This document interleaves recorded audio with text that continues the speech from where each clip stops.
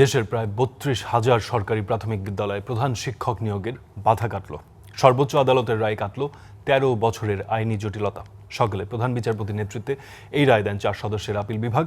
এতে শিক্ষা ব্যবস্থায় দ্রুত শৃঙ্খলা ফেরার আশা অ্যাটর্নি জেনারেলের।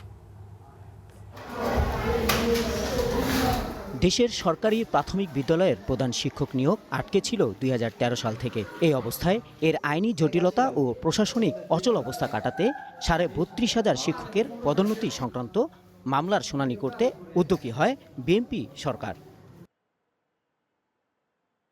বৃহস্পতিবার সেই মামলারই রায় দিলেন আপিল বিভাগ।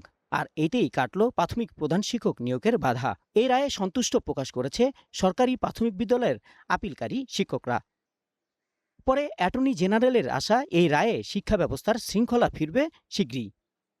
প্রাথমিক বিদ্যালয়ে কিন্তু সরাসরি শিক্ষক নিয়োগ হয়, সুতরাং যারা সরাসরি রিক্রুটেড হয় এবং যারা অধিগ্রহণ করে বেসরকারি স্কুল থেকে আসে তাদের একটা সমন্বয়ের জন্য বলা হলো যে যারা সরাসরি নিয়োগ প্রাপ্ত হয়েছেন তাদের পরে ওনাদের স্থান থাকবে।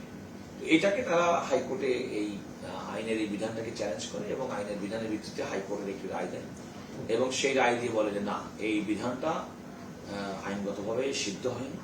হাইকোর্টের রায়ের বিরুদ্ধে আমরা সুপ্রিম কোর্টের আপিল বিভাগে আপিল দেয়। শিক্ষা মন্ত্রণালয়ে আর প্রায় ১৩,৫০০ মামলা এখনও বিচারাধীন।